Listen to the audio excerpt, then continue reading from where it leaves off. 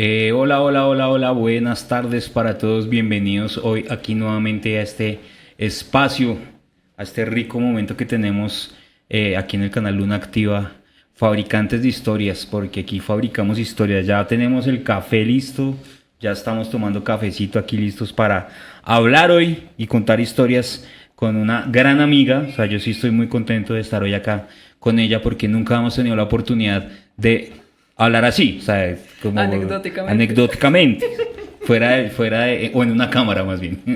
Entonces quiero que recibamos con un aplauso, usted si está allá en su casa y puede aplaudir, y si no, pues imaginariamente, a Ana María Hernández, una artista muy conocida en nuestro municipio, un aplauso grande para ella, por favor.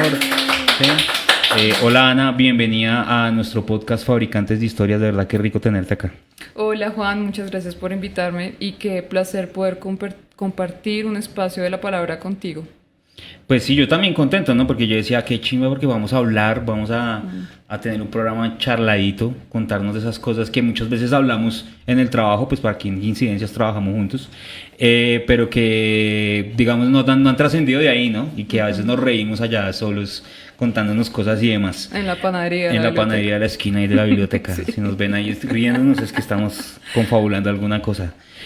Bueno, primero que todo, pues yo quisiera que habláramos un poquito de ti y de por qué terminaste en este mundo de ser artista. Claro, yo me sé la historia, pero la gran mayoría de gente no se la sabe, ¿sí?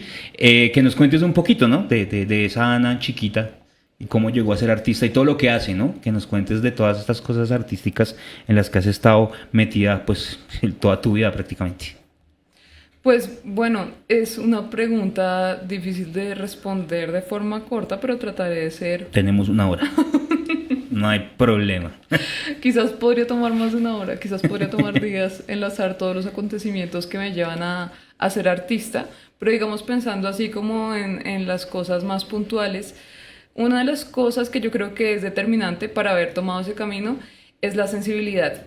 Es como desde niña reconocerme más sensible que las personas que estaban alrededor mío y quizás como más presta a hacer ciertas cosas. Entonces, por ejemplo, yo estudié en un colegio que era católico y era pequeño, no era un colegio grande.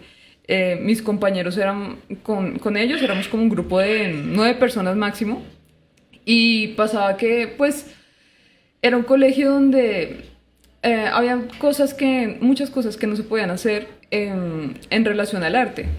Pero había pequeños espacios donde uno podía hacer cosas artísticas como las izadas de bandera. Entonces para mí las izadas de bandera eran como top, era el momento pues de lucirnos escénicamente y mis compañeros como que no les llamaba mucho la atención, pero yo sí era como muchachos, vamos a montar una obra, mitología griega y casi siempre montábamos la misma obra. O sea, recuerdo haber hecho como unas 3, 4 veces la misma obra con variable elenco si entraba un nuevo compañero, pero era una obra llamada Hera, Venus, París y la manzana. No Ajá. sé si has escuchado ese Sí, pura mito. mitología griega de Ajá, la pura. exacto, exacto. Entonces a mí me encantaba dirigir esa vuelta. Eh, Me gustaba también inventar canciones, burlándome a veces de las personas, de lo cual no me enorgullezco tanto porque en su momento fue divertido. Uno de niño lo ve como algo divertido, Sí. pero después me di cuenta como que sí había sido como una especie de bullying y había herido a A mí me algunas parece que personas. eso es un taller de la creatividad, o sea, Sí, pues que es uno de divertido. niño, pues, que uno no entiende muchas cosas y está descubriendo, ¿sí? Y además, bueno, ese tema de que los niños son crueles, yo creo que no. Los niños no son crueles, los niños son niños. Porque el niño ni siquiera entiende qué es la crueldad, Pero yo ¿sí? creo que sí hay algo. De hecho, ahora que soy promotora de lectura y visito colegios y encuentro a niños que son crueles con otros niños, yo pienso que esto siempre refleja algo que pasa en su casa. Ah, sí, eso Es sí. como hay niños que son tranquilos, hay niños que son empáticos, hay niños que no se meten con los demás y eso también refleja algo que pasa en su Sí, casa. eso. Por lo menos yo identifico que a mí me gustaba mucho en el colegio como burlarme de otras personas y hacer recocha y para mí estaba bien, o sea, no había nada de malo en eso, pero actualmente yo me doy cuenta que, por ejemplo, en mi casa, la casa donde yo crecí en mi infancia, que tuvo sus cosas buenas, también tuvo sus cosas turbias. Y una de las cosas turbias era el tema de normalizar la violencia psicológica. Y Ujú. como que no pasa nada. Entonces para mí eso era un tema normal que sí me afectaba y que como que también lo sacaba en el colegio con las personas que eran más débiles que yo, a mi parecer, y pues eso no está bien. Y Ok. que a ojos de los profesores y a ojos de los colegios debería ser un tema que no se deje pasar, así como así. ¿Y tú crees, digamos, que esa sensibilidad frente a esas cosas que pasaban ahí y que, pues bueno, de pronto no te dabas cuenta, sí te llevaron a acercarte mucho más a las artes como tal? Sí, claro, claro, porque además pues empecé a transitar por las cosas que pasa a un ser humano común y corriente, como la llegada a la adolescencia, el enamoramiento, que eso también fue un dilema en el colegio católico, porque yo sentía como que tenía que estar enamorada de alguien, pero no había de quién. Y yo recuerdo haberme obligado a enamorarme de un Me niño. voy a enamorar de este. Usted es el elegido. Así, tal cual. Y hoy en día yo veo a mi compañero y yo digo, ay Dios mío, ¿cómo me obligué? No, pero yo siento que es como una cosa como social, es una cosa de la Sí. aceptación social y no pasa por eso. No solo creo que es aceptación social, o sea, yo siento que biológicamente uno como que empieza a sentir atracción Sí. y como una necesidad, ¿no? Y yo siento que las niñas despiertan primero en eso que los hombres. ¿Será? Sí, porque yo me acuerdo cuando niño había una chica que era así como, tú vas a ser mi novio.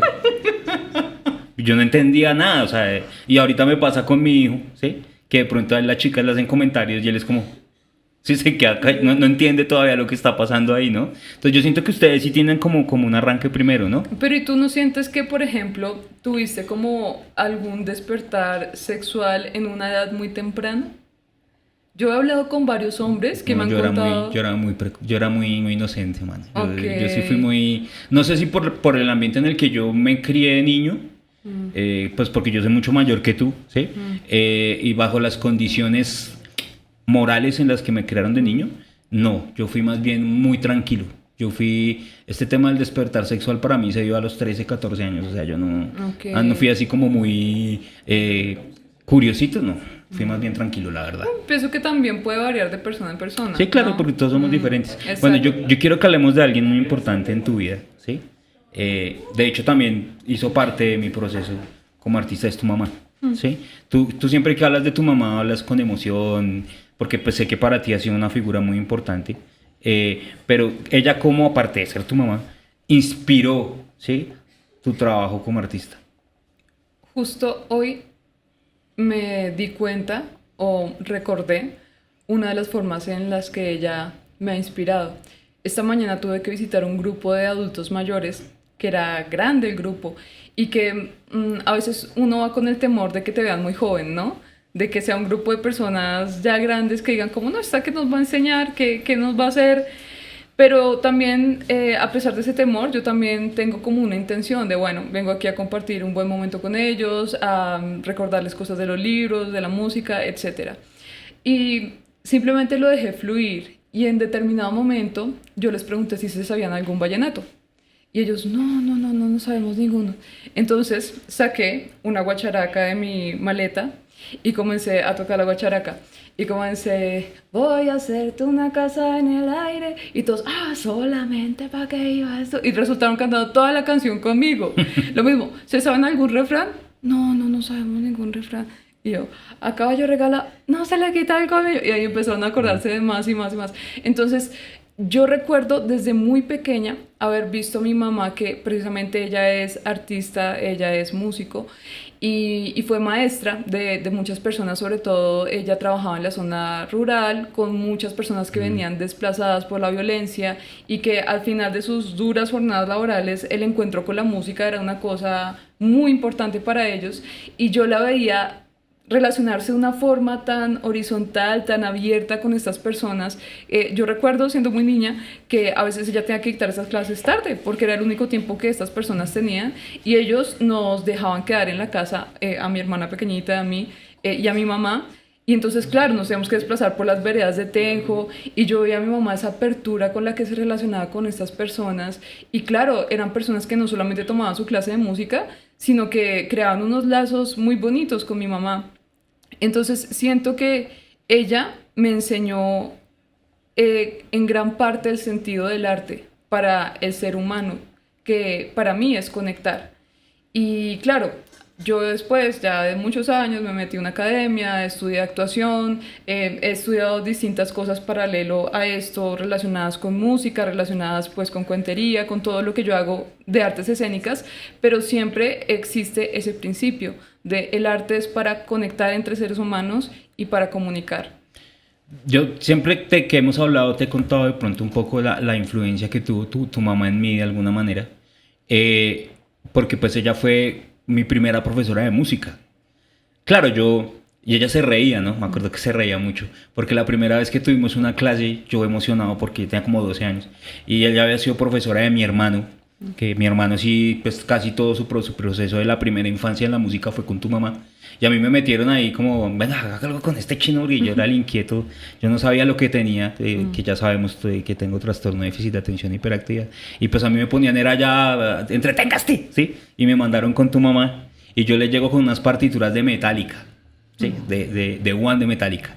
Y en ese momento yo no lo entendía, pero ahora que yo me acuerdo de la situación, decía, mucha dura Ingrid, porque ella me dijo, a mí no me gusta esa música, pero venga, y agarró la partitura y con su guitarra la sacó, ¿no? Y de alguna manera me enganchó. Ya cuando pasamos de One a Cachipay, ahí me perdió. ¿Sí? Pero no, o sea, para mí fue muy bonito porque yo entendí lo que ella hacía. Y también nosotros durante mucho tiempo tocamos música andina. Y Ingrid fue una influencia muy grande, digamos, en ese trabajo que nosotros hacíamos. Como músicos andinos, ¿no? Que a mi hermano empezó a tocar quenas y yo empecé a tocar charango viendo, no, en ese entonces no existía YouTube, ¿sí? Pero conseguí unos videos de los Jarcas y yo paraba con un Betamax los videos para ver cómo se tocaba charango. Ya se aprendía a tocar charango, ¿no? O sea, no teníamos tutoriales ni íbamos a clases magistrales, nadie tocaba charango en este pueblo, ¿sí? Entonces así aprendimos, ¿no? Pero eso fue mucho de como esa ¿cómo te digo yo? Como ese conocimiento del empirismo, de alguna manera que nos transmitió Ingrid, pero un empirismo técnico, ¿sí me entiendes? O sea, me dijo, pues si no tiene la herramienta, pues mira a ver qué hace, ¿no? Mira a ver qué se inventa. Entonces ahí empezamos a hacer esas cosas, ¿no? Yo te voy a contar una historia muy cortica, Ana, y tú la vas a escuchar y yo quiero que tú me digas si tú de pronto tuviste una historia parecida a esa. Ok. ¿Sí? O sea, yo me voy mucho a la memoria emotiva como cuentero, ¿sí? Maravilloso. Me gusta que la gente se sienta mal de sus desgracias, se ría de... No, no, pero me gusta contar ese tipo de historias porque son bonitas, lo conectan a uno. Y a mí en particular me gusta mucho mi infancia. Yo tuve una infancia muy linda porque crecí en este pueblo bello, Chía, en una vereda, que no voy a decir el nombre, La Balsa. Y mi abuelo es un viejo muy conocido de este pueblo que se llama Simón Cantor. Pero tengo una historia muy linda con mi papá. O sea que una vez fuimos a la plaza de mercado, porque nosotros no íbamos a Centro Chía a dominguear, íbamos a la plaza de mercado. Entonces nos llevaron a la plaza de mercado. Mi papá me dice que en ese entonces estaba con una situación económica complicadita, ¿sí? Lo habían despedido del trabajo, en una cantidad de cosas. Y no sé si se acuerdan o han visto que en la plaza de mercado, porque todavía existe, hay un sitio donde hacen rifas.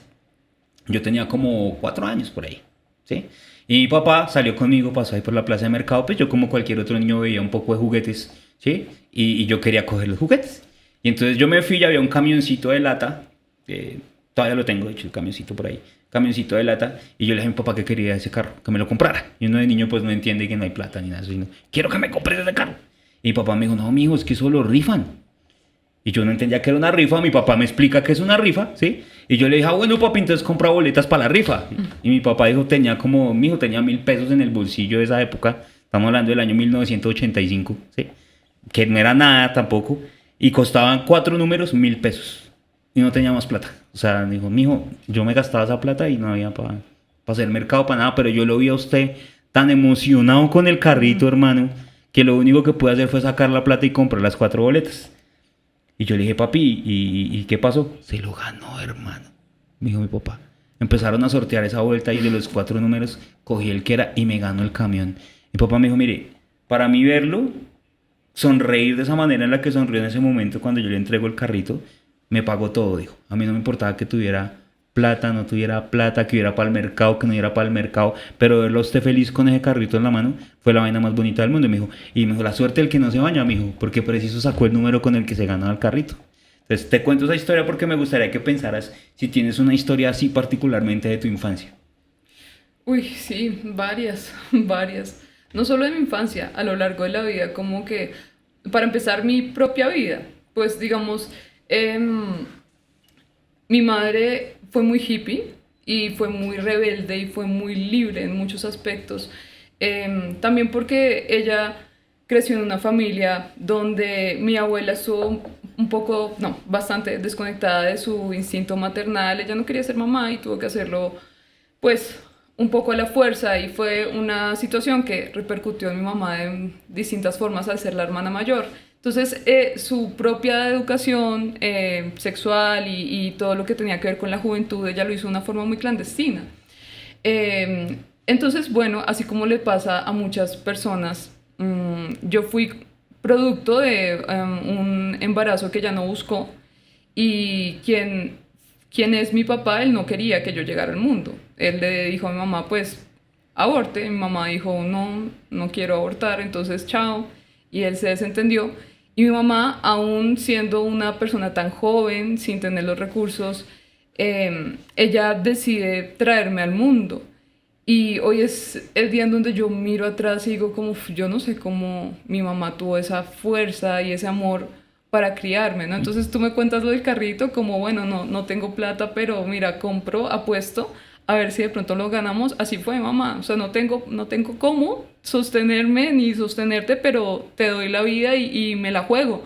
Y pues aquí estoy yo 34 años después, y cada vez que me acuerdo de eso, sobre todo cuando estoy pasando por momentos duros, yo digo, o sea, mi mamá sacrificó tantas cosas, puso tanto de ella para que yo esté aquí viva, que bueno, vale la pena esforzarse, vale la pena como dejar pasar las cosas malas y seguir adelante la vida.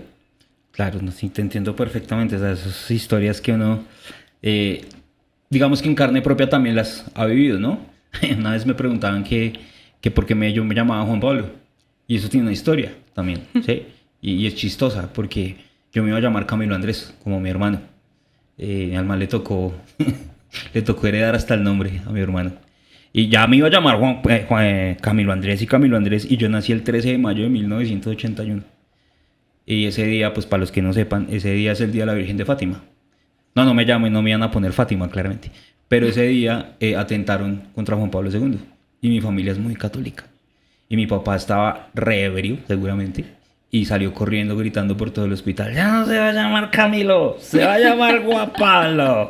¿Sí? Entonces, todos tenemos una historia detrás de esas cosas, ¿no? Yo quiero lanzarle una pregunta al público que nos está viendo, a la gente que nos está escuchando en este momento.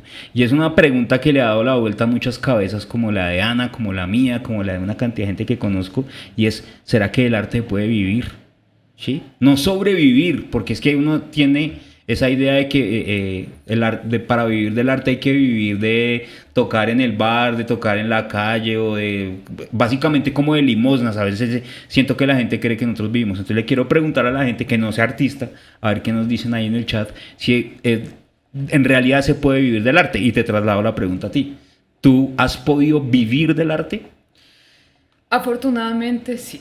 Yo trabajé un tiempo como en cosas no relacionadas con arte, y ese tiempo fue como aproximadamente menos de 2 meses.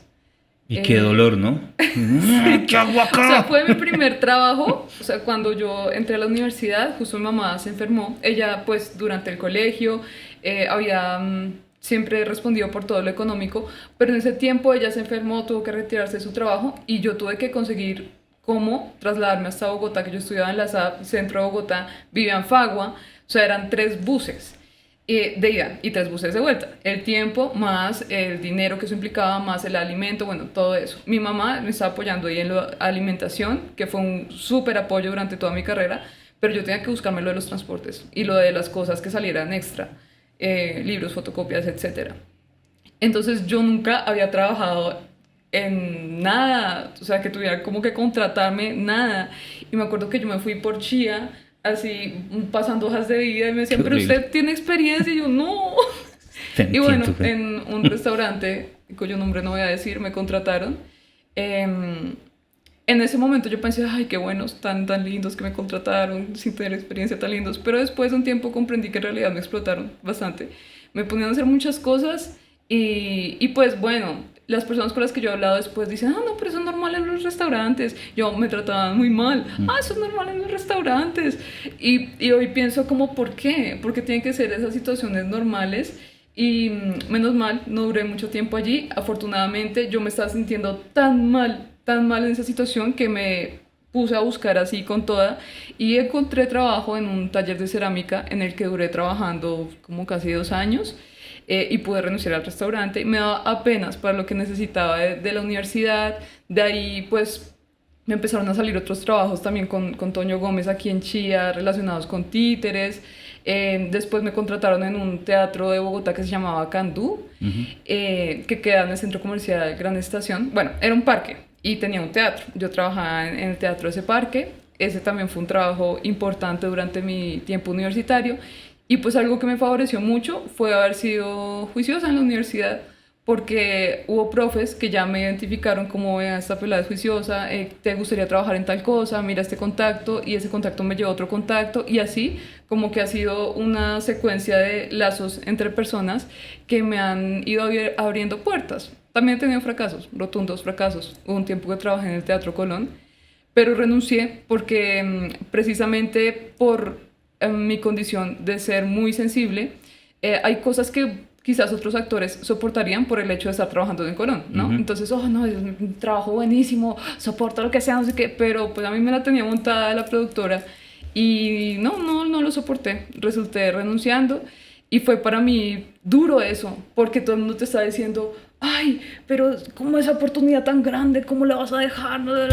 Pero si uno prioriza su salud mental, claro, a veces claro, tiene que claro. tomar esas decisiones. Por ejemplo, aquí ya tenemos respuestas. Te saludan, ¿no? Te saluda Jennifer Sanabria. Ah, yo la conozco a ella.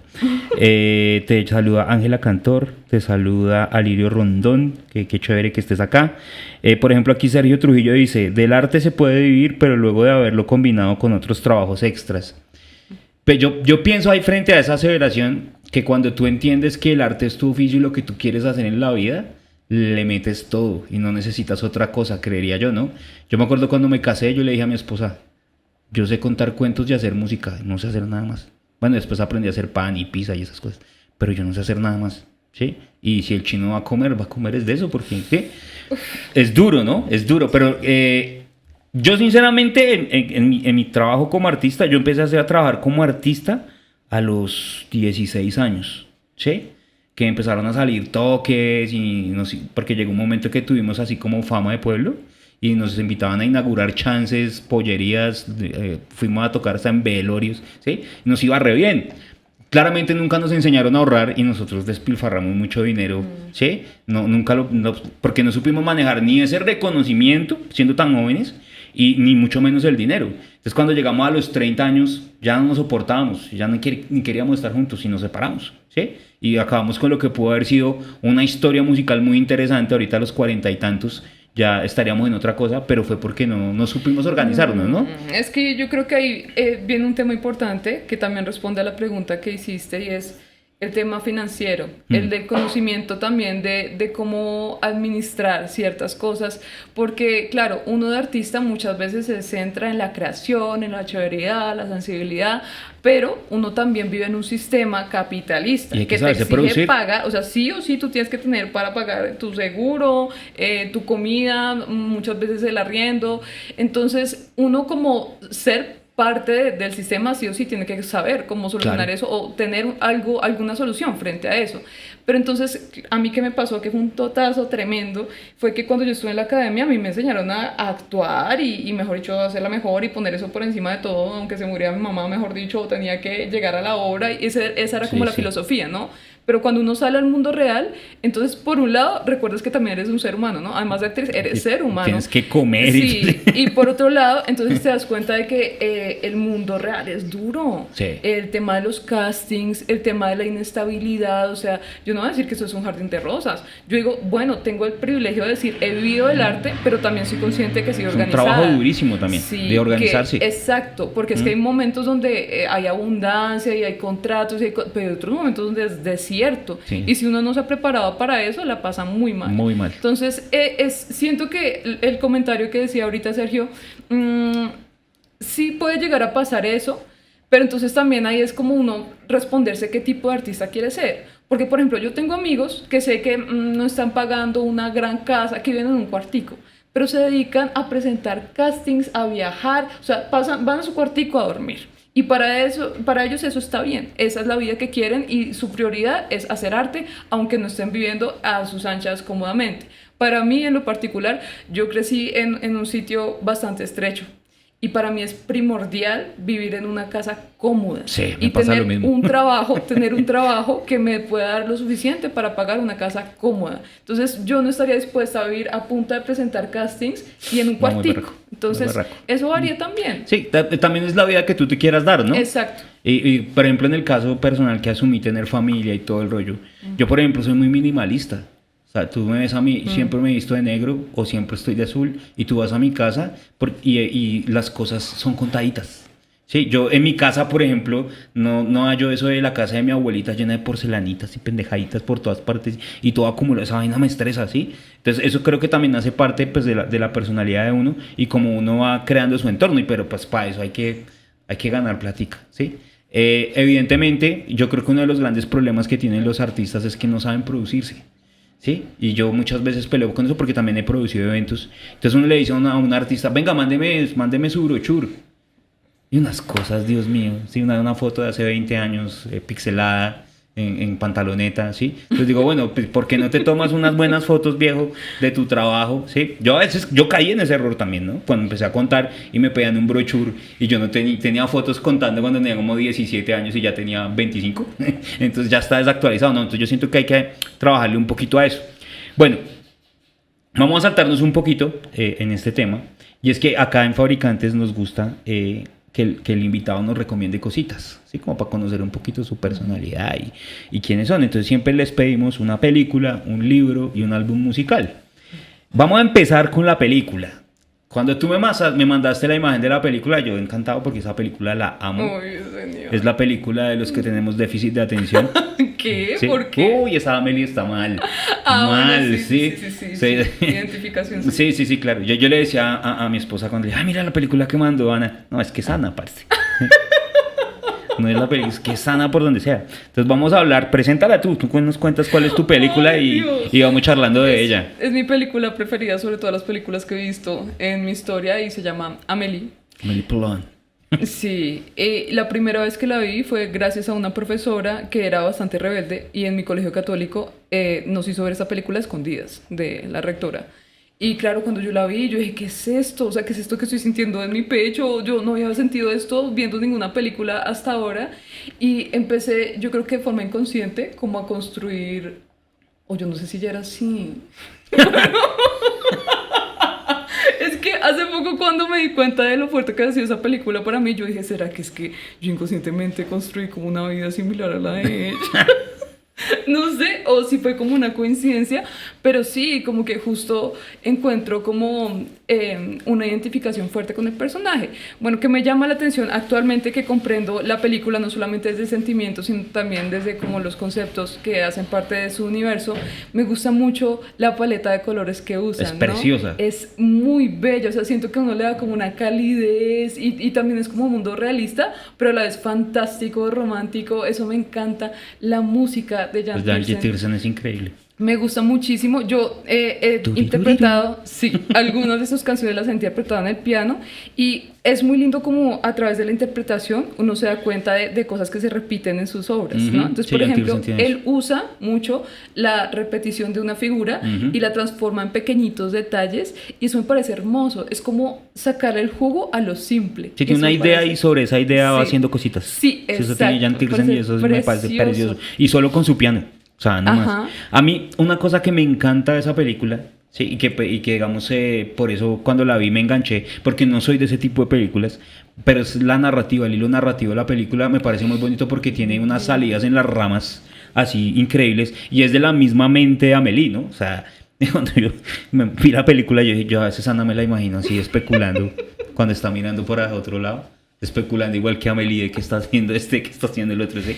Y hay un personaje que aparte de Amélie que me gusta mucho, es el chico del supermercado, que se me olvidó el nombre. Ay, sí. Que ese man es un actorazo. Sí. Ese man ha salido Es en un cuanta personaje película francesa. divino, además. El personaje es precioso porque tiene una discapacidad, ¿sí? Sí. Pero es tan bonito que uno ni se da cuenta, ¿no? O sea, Me parece muy bonito ese personaje. También de Amélie, digamos que yo podría rescatar que esa película cuando salió, yo era adolescente. Entonces sí tocaba unos temas que yo... Sí, o sea, esos temas de la sexualidad, del amor, y además me pintó un París que yo espero el día que vaya a París por lo menos encontrar un pedacito que se parezca. Bueno, creo que eso sí es un poco clichésudo, pero Re no me importa, clichésudo. no me importa, igual la amo. Yo quiero sentarme a tomarme un café en un cafecito así en una calle en París y ver gente pasando en bicicleta. Sí, y me acuerdo mucho de cuando ella entierra su cajita. ¡Ay! Sí, sus cajitas. Es que es una cajita, es precioso, es Sí. hermosísimo. O sea, yo pienso que hay que mencionar esa historia brevemente por si de pronto hay alguien que no la ha visto la película. Para que la vea. Sí, Amélie, en un hecho así de esos hechos que uno no espera que desencadenen nada grande, se le cae como la tapita de un frasquito y esta tapita va rodando hacia la pared y pega contra una baldosa que se despliega, y cuando se despliega la baldosa ella ve que hay como un hueco en la pared y entonces saca una cajita preciosa de metal que cuando la destapa tiene un montón de elementos chiquititos como una Es un tesoro, ¿no? bicicletita, sí, entonces ella se obsesiona buscando quién es era el el dueño? dueño de esa caja hasta que logra encontrar al dueño, pero entonces para ella no es suficiente entregarse como mira me encontré, no, ella hace que toda la situación sea súper mágica para que él sienta que es como una cosa así impresionante del destino que le ha pasado, y ese suceso hace que él piense en reconectar con un familiar con el que hacía mucho tiempo no veía. Entonces eso me encanta de esa película, como pequeños sucesos, pequeñas decisiones desencadenan un montón de cosas como la vida. Es que el cine, digamos, y ese tipo de cine, digamos desde nuestro trabajo como narradores, cuando yo veo una película como esas, yo siento que realmente sí me están contando una historia. ¿Sí? Y que hay una cantidad de elementos pequeñitos que pueden detonar otras microhistorias dentro de la misma historia y que esa cuestión puede ser infinita. Sí, ¿sí? sí, sí, sí, Y que después sale una cosa, te sale otra cosa, te sale otra cosa, te sale otra cosa. Y yo creo que cuando yo vi esa película, yo tenía como unos 17 años, 18 años tal vez tenía. Esa película es vieja, ¿no? Joda? Sí, Y ya. como 17, 18 años tenía yo. Y yo ya estaba empezando a contar. Y para mí ese lenguaje, o sea, de lo que hacían narrativamente, se convirtió en una herramienta. ¿Sí? Inclusive lograr esa, cuando uno cuenta, lograr generar esas atmósferas visuales que genera esa película. ¿Sí? preciosa. Es lindísimo. Me acuerdo mucho también de la escena del viejito con el que vivía en el siguiente piso de ella. Sí, ¿era? que tenía una enfermedad. Tenía una enfermedad de movimiento. Que no podía como tocar. Ajá. Cosas que podían romper sus huesos. Sus huesos. Sí. La habitación del viejito. O sea, todas esas cosas a mí me parecen súper bellas. Sí, muy Y poéticas. si usted no ha visto esa película, créame que Es cuando la vea se va a enamorar de esa bellísimo. película porque es muy bonita. También hay una parte que habla de los personajes y lo que le gusta a los personajes. Sí, sí, eso que también no me tienen gusta como ninguna relevancia en la mayoría de la historia, pero son detalles, como a Amelie le gusta entonces meter la mano así dentro de las lentejas, y entonces eso me hace pensar muchas veces en las personas. Por ejemplo, ¿a ti qué te gusta hacer? Así como sensorial. Sensorial. Sí. Mi esposa pelea mucho por eso, pero a mí me encanta comer de pie. Yo me paro allá contra la barra de la cocina Uy, no, qué con el plato desespero. así y me lo... Uy, a mí eso me desespera. Y ella me dice, ¿tú por qué comes de pie? Ya, y me encanta. ¿Estás incómodo? No, estoy feliz. ¿Sí? Y cuando era soltero en la casa agarraba con mi hermano aquí al lado parado y cada uno con una olla así y masticando, ¿no? ¿Sí? O sea, es una cosa, es un placer así. Tarán, Sí, sí. A Juan Pablo le gusta comer parado de los platos sin sorber. O detesto sorber, eso tiene que ser limpio, pulcro, ¿sí? Esa película Qué tienen que verla. hermoso. Tienen que verla porque de verdad es una película súper, súper, súper bonita. Se llama Amélie. No les puedo decir en qué plataforma está. Realmente no. Ahorita Creo que es no. difícil verla, o sea, no me acuerdo en qué plataforma está. Se puede pero- comprar por ahí, ¿no? Sí, tengo que comprarla. Sí, sí.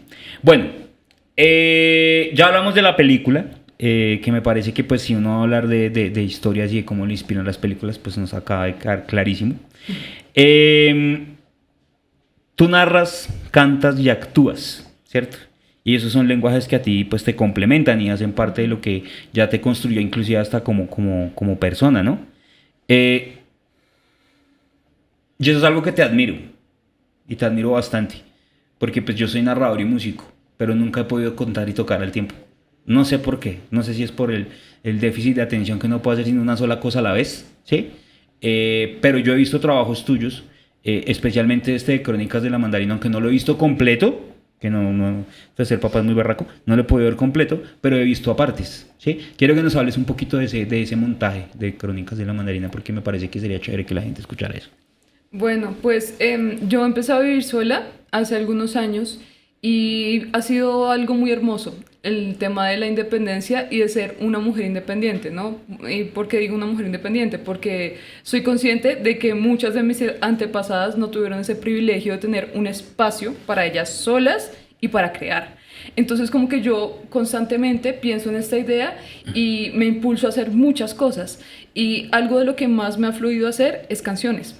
Pero entonces, claro, yo ya venía con el tema de la cuentería hace rato, la actuación, también pues empecé a explorar la composición de canciones y cuando me di cuenta tenía un repertorio de 8 canciones y yo dije como, wow, ¿en qué momento? Pero la soledad y el espacio son muy, muy fructíferas en ese sentido. Entonces, un amigo me invitó a abrirle un concierto que tenía y yo quería mostrar mis canciones, pero yo quería no uno que fuera como canción tras canción tras canción, sino quería que hubiera como algo que las enlazara todas. Yo dije, pues una historia. Y me puse a pensar, bueno, ¿qué historia sería? Y pensé en mi propia historia, lo que realmente hizo que naciera esas canciones. Pero entonces yo me sentía como un poco expuesta, que eso sí yo también te lo admiro a ti, Juan, que tú puedes contar tus historias con nombre propio y como que no tienes temor de eso. A mí a veces me cuesta y necesito usar analogías. Y mi analogía de este mundo en el que vivimos es un mundo frutal. Entonces en este mundo frutal los personajes de mi vida son frutas y yo también soy una fruta, yo soy una mandarina. Entonces Crónicas de una mandarina es la historia de mi propia vida y pues algo particular de este montaje es que a medida que pasa el tiempo se va modificando. O sea, cada vez que yo presento Crónicas de una mandarina hay algo distinto, porque ha pasado algo nuevo, o había algo que me importaba más la primera vez que la presenté y ya no me importa tanto. Sí, como que el foco va cambiando y mi mirada hacia la vida también va cambiando. Entonces, incluso la última vez que estaba ensayando para Crónicas, yo pensaba, ese vestido verde que yo me pongo para hacer Crónicas de una mandarina, hubo un momento donde yo estaba subida de peso y casi no me cierra, pero eso también narra. Claro. Y pensaba como, claro, primero fue la angustia de, ay, esto se me va a ver muy apretado, pero luego yo pensaba como, es que yo no soy una modelo, yo soy una contadora de historias y que mi vestido no cierre está narrando que me subí de peso. ¿Y por qué me subí de peso? Porque estaba pasando por una depresión. ¿Y por qué estaba pasando por una depresión? Claro, porque me pasó esto, que suscitó esta canción. Entonces todo está narrando finalmente. Y quizás en algún momento cuando yo me ponga ese vestido voy a ser una viejita. Y eso también va a narrar, ¿no? Las arrugas en la piel también narran cosas que han pasado. Las canas que tenemos tantas. Exacto. Entonces, es muy mágico poder tener un espacio escénico en donde contar mi vida de una forma tan divertida y tan honesta. Nosotros vivimos en un país de cuenteros, ¿cierto? De Colombia, pues para los que no sepan que nos están escuchando acá, nuestro país está catalogado como la potencia mundial de la narración oral. En esto sí somos los primeros, porque en todos somos los segundos. El segundo himno nacional bonito, la segunda selección era las virreinas. No, la narración somos una potencia mundial. Y yo creo que es algo que es inherente en nuestro ADN. O sea, al colombiano como tal le gusta contar historias. Cuando yo hago mis talleres de promoción de lectura, les digo a los chinos, mire, es que el cerebro humano, usted le dice, y al cerebro colombiano, le dice, le voy a contar una historia. Y automáticamente el cerebro hace como ¡ping! ¿No? Chisme, parce. Sí, Entonces de una se conecta, ¿no? ¿Tú por qué crees que la narración como un ejercicio escénico es importante en este país? No solamente, sino para la humanidad. Uf.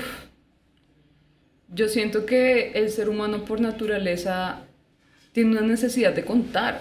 Y es que antes de que existieran las palabras con la voz, el ser humano necesitaba coger una piedra y rayar pues la pared y expresar qué era lo que había visto y manifestar de alguna forma sus ideas allá, afuera. Entonces eso ya es contar, ¿no? Ahora existe algo tan maravilloso como la voz, que el simple hecho de que tú tengas una voz totalmente distinta a la mía y totalmente distinta a cualquier otra voz que exista en el mundo, ya es una cosa increíble. Que la forma en la que tú hablas también habla de qué país eres, en dónde te criaste, incluso cuál es tu estrato económico, qué tan seguro eres de ti mismo. O sea, muchas cosas hay por medio de la voz, la información que se transmite.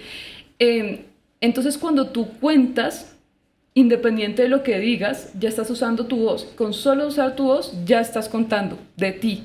Ahora, cuando tú te atreves a contar cosas que te interesan a ti, incluso no tienen que ser historias como Crónicas de una mandarina, no. Tú puedes decir, bueno, les voy a contar esta historia de miedo de tal autor, entonces ya ahí tú también transmites una información. Me interesan estos temas y doy espacio en mi voz para estos temas porque esto también describe algo de mí, ¿no? Entonces, finalmente, independiente de lo que tú cuentes, al exteriorizar lo que tú tienes aquí a otras personas, es un ejercicio de conexión con los demás, es un ejercicio también muchas veces de desahogo y es un ejercicio de encuentro. Entonces, también la importancia de ser público o de ser narrador. Ambos papeles son fundamentales para que exista esa magia, ¿no? Entonces, tanto siendo narrador como siendo público, existe un espacio para la reflexión y para el encuentro con el otro y para aceptar otro punto de vista o coincidir con un punto de vista. Yo hablaba con un gran amigo mío, narrador, que no voy a decir el nombre ahorita y no lo voy a decir. Sé si no lo voy a decir. Hablábamos sobre lo que está pasando a nivel nacional, por decirlo de alguna manera, con la narración oral. Y es que es un arte que lentamente está entrando en declive por las rutinas que ya conocemos y pues, nosotros seguimos empecinados en que vamos a hacer y vamos a seguir contando historias y vamos a contar y demás. ¿Tú crees que la gente debería contar historias y escuchar historias? Yo pienso que nada tendría que ser impuesto, pero sí sería muy sano. Es que están. Sí, sería muy sano que más, justo ayer yo hice un video para mis redes sociales hablando del tema del ser anecdótico, ¿no? Pues por situaciones que han pasado por ahí a nivel laboral y a nivel personal, en donde a veces yo me he sentido mal porque creo que soy muy anecdótica y o no a todas las personas les gusta o no en todos los entornos es apropiado y sobre todo porque soy muy abierta con ciertas cosas de mi historia.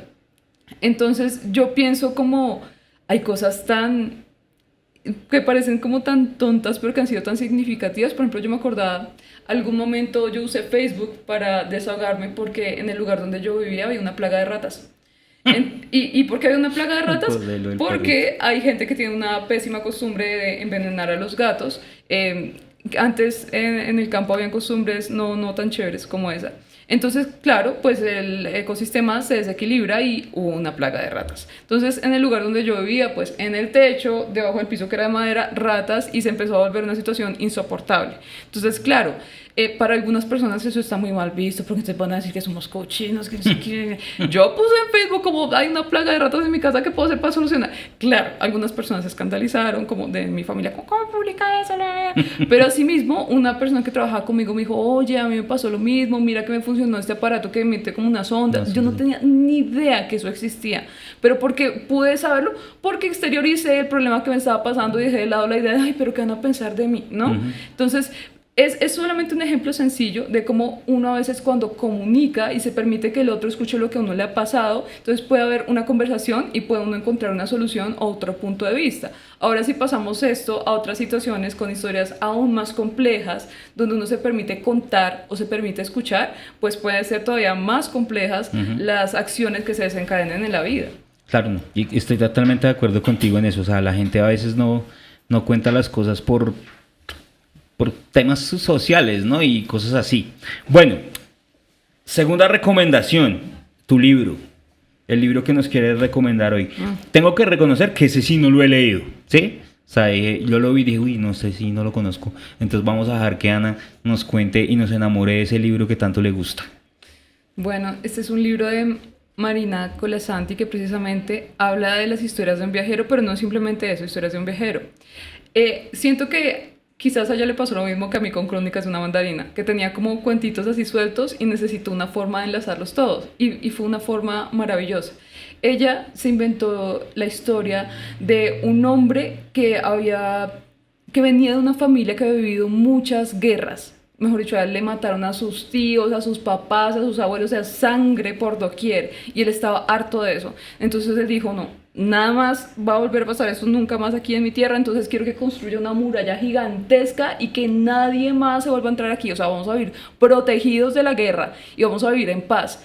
Entonces él y su pueblo, él era un rey, ¿no? Él y su pueblo pues vivieron así, pero la gente estaba un poco aburrida de no poder salir y también de que no pudiera entrar nada del exterior. Sin embargo, él pensaba que eso era lo correcto y llevaban muchos años viviendo así.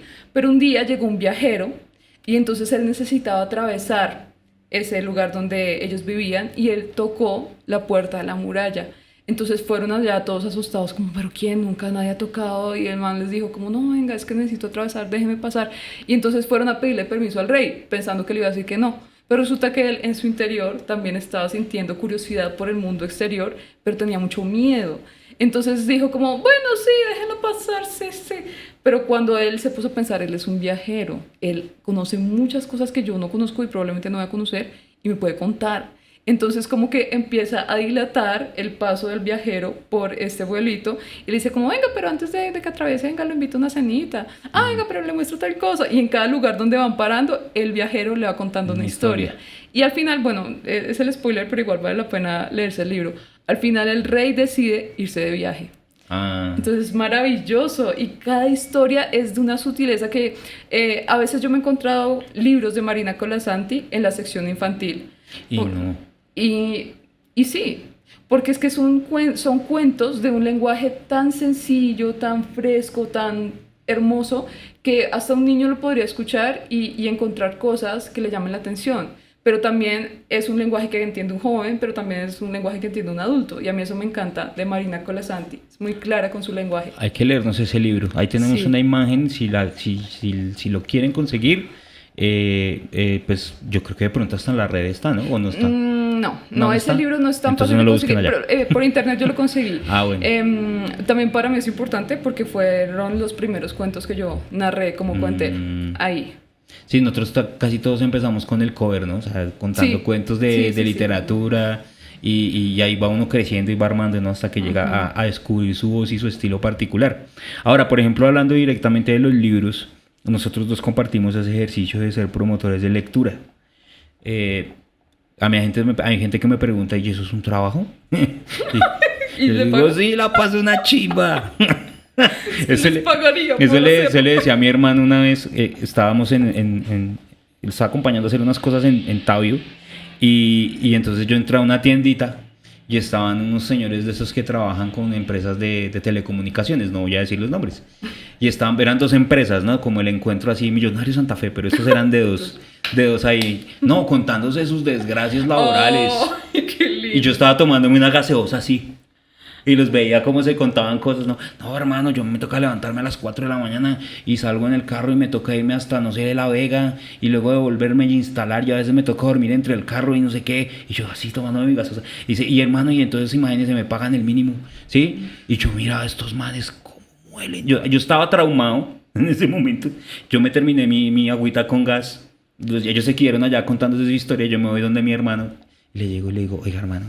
Nosotros sí nos la ganamos muy bacano, hermano, en serio, el trabajo que tenemos es muy bello, ¿sí? No por la plata, sino por lo que uno tiene ahí, ¿sí me entiendes? O sea, lo bonito. Entonces, hablando de la promoción de lectura, Ana, ¿para qué promovemos la lectura? Uy, no quisiera ponerme emo con lo que va a responder. No, ya, pero entonces sí. Pero es que justo, mira que estoy haciendo un ejercicio de promoción de lectura en casa. Y es que ahorita, por las casualidades hermosas de la vida, yo estoy viviendo en un edificio en el 3er piso y mi mamá vive en el 4º. ¿Y qué pasa? Esa cercanía a veces hace que no se acostumbre la gente. Entonces, sí, mi mamá está ahí. Hoy no la vi, no, mañana tampoco, pero de pronto al día siguiente. Entonces como que empecé a alejarme de ella. Y me dije a mí misma como, bueno, voy a buscar una actividad para hacer con ella. Entonces estamos leyendo juntas un libro que habla sobre el efecto Mozart y el efecto de la música en los niños, y estamos en una parte particular que habla sobre cómo puede afectarse el feto por los estímulos exteriores. Y bueno, pasa que mi mamá, como les contaba al principio del programa, tuvo que vivir unas situaciones muy fuertes de violencia en la casa donde vivíamos por parte de mi abuela. Y ella justo hoy me contó una cosa súper fuerte, y que si la exteriorizo aquí es porque sé que alguien que la está escuchando puede ser lindo para su vida escuchar esto y puede responder muy bien a tu pregunta. Mi mamá me dice, hubo un momento donde yo me sentí tan desesperada en esa casa con mi hija en brazos, que era mi hermana mayor, que yo pensé en saltar en un pozo que había allí, un aljibe. Estaba pensando en eso, Y cuando llegaban visitas a la casa, yo me escondía debajo de la cama porque no quería que me vieran. Una vez me escondí debajo de la cama, justo cuando estaba pensando lo del aljibe, y encontré un libro, que era un libro sobre yoga. Yo lo abrí así por la mitad, y había una frase en donde hablaba de que hay seres que están protegiéndonos y que nos acompañan en los momentos difíciles.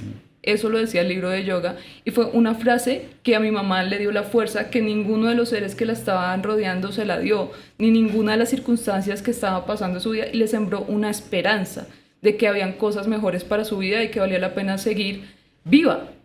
Entonces, claro, cuando mi mamá me dice esto, en medio del acto que yo estoy haciendo de compartirle un libro, yo digo, este es el sentido, encontrarse. O sea, claro, te llenas de conocimientos, o sea, adquieres más herramientas para conseguir un mejor trabajo, sí, esas cosas pasan, sí. Pero el principal sentido para mí de promover la lectura es darle herramientas a los seres humanos para que se encuentren a sí mismos. Darles un refugio, darles una posibilidad de expandir su mente, de expandir su sentir y encontrar un sentido de la vida. Ojalá la persona que me hizo la pregunta esté escuchando la respuesta de Ana, porque estoy totalmente de acuerdo con ella. Yo creo que cuando me dijeron que fuera promotor de lectura, no dimensionaba el espacio o el trabajo tan bonito que iba a hacer, ¿sí? Y el que realmente estoy enamorado. O sea, yo me aguanto ahorita todo por ir a hacer mis talleres, por estar con la gente. Justo lo que estás diciendo, sí, del tema del... O sea, yo siento que también es exigente. Sí, es duro. Muchas veces que sus 5 talleres diarios no sale, pero... Que la voz, que el cansancio. Es la satisfacción de, bueno, sí, estoy cansada, pero ¿qué sembré hoy? O sea, ¿cuántas personas de las que me escucharon van a llegar a su casa con un montón de cosas aquí? Eso va a movilizar cosas en su vida, y eso es lo gratificante. Sí, hoy estamos acá haciendo este podcast, pero pues, mi querida gente que nos escucha no Exacto. sabe en qué estábamos esta mañana y todo el día, libros acá, libros allá, así. O sea, para mí es una delicia saber que trabajo en un sitio que está lleno de libros, ¿sí? Y que si yo quiero encontrar algo único, lo cojo y lo leo, ¿sí? Digamos, creo que es una de las cosas que me gusta de mi cabeza y de la forma que hago las cosas, que yo estoy leyendo 3 libros al tiempo. Entonces yo lo veo, es como que estoy viendo 3 series, ¿sí? Entonces, ay, me voy a ver un capítulo de esta serie, hoy me voy a ver un capítulo de esta otra serie, ¿no? Porque también el trabajo nos obliga a estar leyendo continuamente, ¿no? Entonces siento que sí tenemos una oportunidad, y como le decía a mi hermana, nosotros nos la ganamos muy chévere, a lo bien, ¿sí? Hay gente que de verdad, así como dice mi papá, hay gente que sí sufre, hermano, que le tocan las cosas duras en la vida. Y no estoy diciendo que nuestro trabajo no sea duro, porque lo es, pero tiene unas gratificaciones que son bien, bien lindas, ¿no? Bueno, ya hablamos de libro, ya hablamos de película. Ahora vamos a hablar de música, que es algo que lo que también nos entendemos. Entonces, tú nos vas a recomendar un álbum que ese sí es más contemporáneo. Nuestro compañero César, que estuvo hace 8 días, nos pegó en la época en Mamerta, decía él mismo, soy re Mamerto. Y nos llegó con Silvio Rodríguez, ¿no? Y yo, uy, ese extremo sí es como duro para mí, yo sé. Pero hablamos de Silvio Rodríguez y estuvo chévere. Entonces, ¿tú de quién nos vas a hablar hoy, Ana? ¿Quién nos vas a recomendar? Yo voy a hablar de uno de mis principales referentes en la vida musicales, y es José Madero, que fue el vocalista de una banda llamada Panda. Yo vengo de una época adolescente que transcurrió en medio de los 2000, con la aparición del internet, con para muchos adolescentes también mucha soledad, no solamente por el hecho de que los papás estaban trabajando afuera y uno pasaba mucho tiempo solo, sino el internet también generaba cierta sensación de uno compararse con los demás, de también a veces encontrar como nichos, pero es como una mezcla de emociones, y nace toda la cultura emo. Yo hice parte de esta cultura. Justamente Panda y todos los referentes musicales que vienen de esa época, pues cantaban mucho sobre temas relacionados con el dolor, el sufrimiento, como emociones, ¿cómo decirlo?, un poco grises, sí. y pues eran muy criticados por esto. Pero ahora que yo entiendo, pienso como, pucha, es que mi mamá también escuchaba un montón Julio Jaramillo, y ese es el papá de los emos. Es el más es emo, el papá. Y Oscar Agudelo. Claro, es el papá. Y José Madero es como el hijito, el hijo de los emos. Entonces, claro, José Madero se separa de Panda y empieza a hacer su proyecto independiente, pero inevitablemente por toda esta fiebre que desató Panda, pues los fans de Panda, yo iba a los conciertos de José Madero esperando escuchar las canciones de Panda. Y él botaba una que otra, y la mayoría de canciones de José Madero yo no las conocía. y no me inspiraban tanto, pero poco a poco como que me fui acercando a él y fui entendiendo su nuevo lenguaje. Claro, él ya no era un muchacho adolescente que tapaba el ojo y tocaba emo, no, sino ya era un señor. Sí. Y empezaba a hablar de otros tipos de temas, pero también desde una condición pues emocional y mental que él tiene, pues que está muy cercana a la depresión. Y él dice, dentro de su ideología, él dice, yo hago música triste porque no me interesa hacer música feliz para pues personas que ya están felices, ¿no? A mí me gusta hacer música triste para acompañar a quien se sienta triste. Y habla de temáticas que muchas personas pues no se atreven a hablar porque son poco populares. Y de hecho él no se ha ganado un Grammy, no se ha ganado premios, nada de eso. Y eso también me gusta porque finalmente él está haciendo lo que quiere hacer y yo logro conectar mucho con su música. Este álbum, Sarajevo, tiene varias particularidades que me parecen chéveres. Él no quería hacer un álbum conceptual, él quería hacer un álbum como imaginándose ciertas situaciones, pero todas tenían en común como una persona que se autosaboteaba. Entonces, todas las canciones, la mayoría hablan sobre eso, a excepción de una que se llama Luciérnaga, en donde él, como cosa extrañísima, se pone en los zapatos de una mamá a la que le mataron a su hija en un acto pues de feminicidio, y esta canción él la escribe porque una fan de él en México fue asesinada precisamente en uno de estos actos, y él se comunica con la mamá de ella, hacen la canción y él canta la canción hablando en primera persona como si fuera la mamá. Yo no he escuchado ningún otro hombre cantando algo así. Obvio ha sido criticado, pero también a mí me parece que es un acto de mucha valentía y es darle voz también desde el punto de vista masculino a esta problemática, ¿no? Ahora, el resto de las canciones, él dice, bueno, fueron situaciones ficticias y ese va a ser el álbum. Pero resulta que al año siguiente de que él escribe estas canciones, empieza a vivir estas canciones. Y dice, es como si yo hubiera predicho lo que iba a pasar en mi vida. Y fue un año espantoso. ¿Sí? Entonces él dice, ¿cómo será que yo atraje? Con lo que escribí atraje lo que me pasó. Y la parte visual del álbum es muy curiosa. Él le encargó a un fotógrafo que se fuera a un país de Europa que no recuerdo cuál fue y que tomara fotos random así de cualquier parte, y que él quería que esas fueran las fotos de su álbum y que no tuvieran nada que ver con las canciones. La portada es la foto de una pierna, como de una bailarina, pero no se sabe quién es esa mujer, o sea, ni idea. Y todas las fotos son así, entonces eso me parece también curioso, interesante, como no necesariamente el arte visual tiene que ser como algo que se empata perfectamente con lo narrativo desde la música. Yo siento que cuando le digo a los invitados, porque generalmente los invitados que traemos son personas así apasionadas o son artistas o hacen cosas así súper chéveres, oficios inclusive raros, que ahorita les voy a contar quién va a estar dentro de 8 días.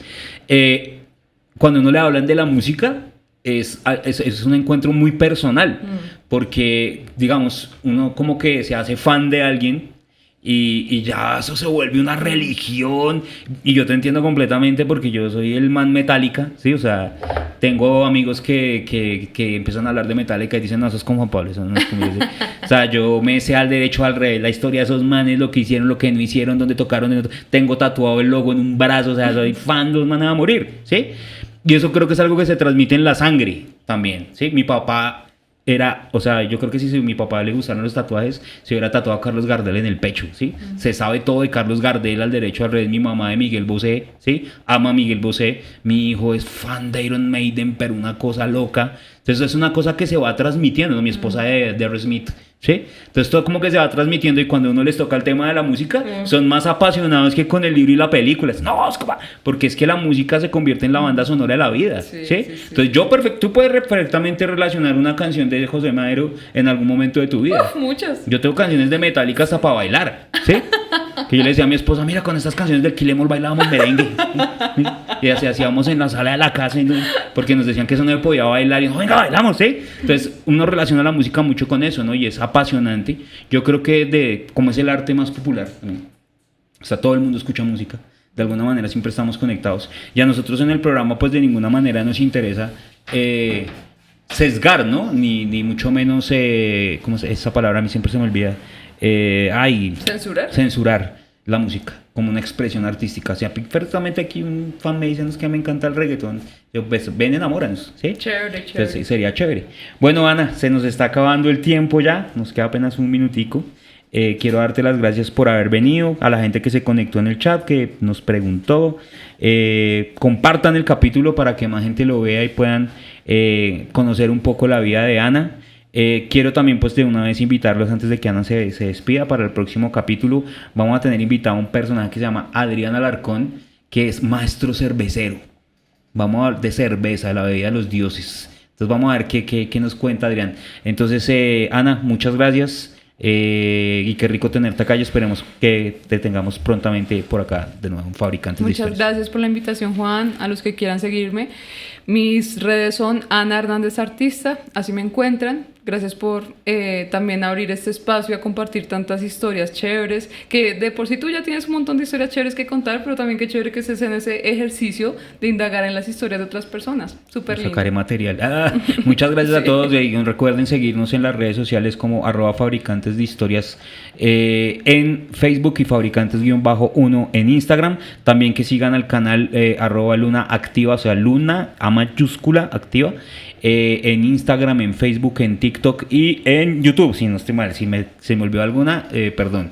Muchísimas gracias y feliz resto de noche para todos. Hasta luego. Nos pasamos 40.